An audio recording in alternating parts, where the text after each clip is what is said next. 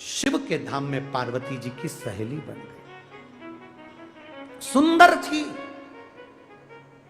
शंकर के मंदिर में एक पुष्प की पंखड़ी देने वाली, ये जितनी आप जितने भी लोग बैठे हैं और जिनको भगवान ने सुंदरता दी है, आप अंदाजा लगाना पूर्व समय में आपने जरूर शंकर के मंदिर में एक फूल की पंखड़ी या एक पुष्प पूर्व जन्म में आपने महादेव को दिया होगा, इसलिए महादेव ने आपको फूल की तरह सुंदर बनाकर भेज दिया।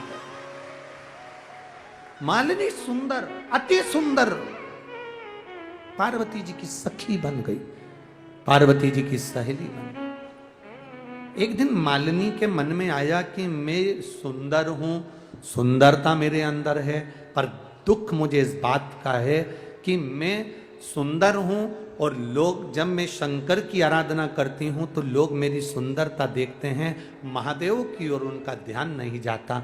मालिनी एक बार शंकर की आराधना में लगी थी। मां जगत जननी जगदम्बा पार्वती ने उसका दर्शन किया, पूछा तुम्हें क्या चाहिए, क्या दूं मैं तुमको, क्या चाहिए,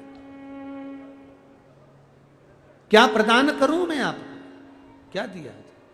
बस कहा मां आप मेरी सहेली बना लिए हैं आपने मुझको, इतनी कृपा कर दो मां, मेरा ऐसा स्वरूप बना दो जिस स्वरूप से कोई स्नेह ना करे। मां मैं शिव की भक्ति में लगी रहूं। पार्वती जी ने पूछा ऐसा कौन सा स्वरूप, ऐसा कौन सा स्वरूप मैं तुमको दे दूं, कौन सा स्वरूप? मान पूछी क्या स्वरूप चाहिए? बस आप जिस पुत्र को जन्म दोगी, मां आप जिस पुत्र को जन्म दोगी, जिसके धड़ पर हाथी का मस्तक लगेगा, उस गजानंद की सेवा के लिए मुझे भी हाथी का मस्तक लगा दीजिए, जिससे मैं आपके बेटे को अपनी गोद में खिला सकूं और उसको लाड़ लड़ा सकूं।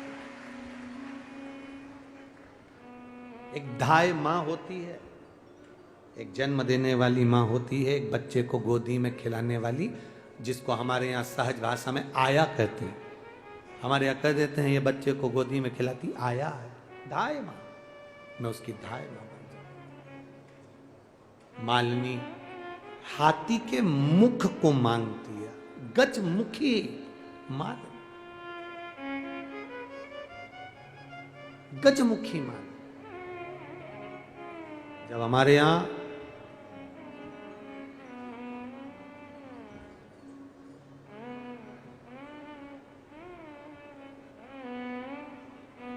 एक नारी की जिंदगी में जब कोई विषम परिस्थिति आ जाती है, एक नारी की जिंदगी में जब कोई विषम परिस्थिति आ जाती है और उसकी आंख के आंसू जब सूखते नहीं हैं, बड़ी दुखी होकर वो अपने घर में रहती, कहीं पति मदिरा में डूबा है, परिवार के लोग अपशब्द कह रहे हैं, ताने दे रहे हैं, गालियां दे रहे हैं, और वो सोच कर बैठी अब जिंदगी नहीं चाहिए, भगवान तू ये जीवन अब मत देना।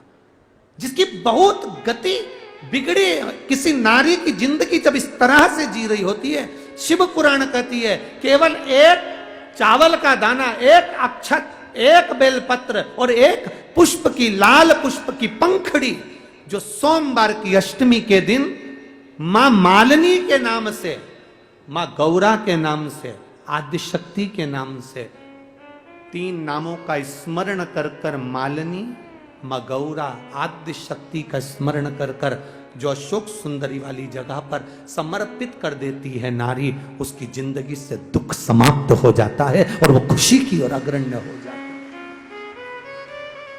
मां मालिनी कोई साधारण नहीं है, गजमुखी है ये,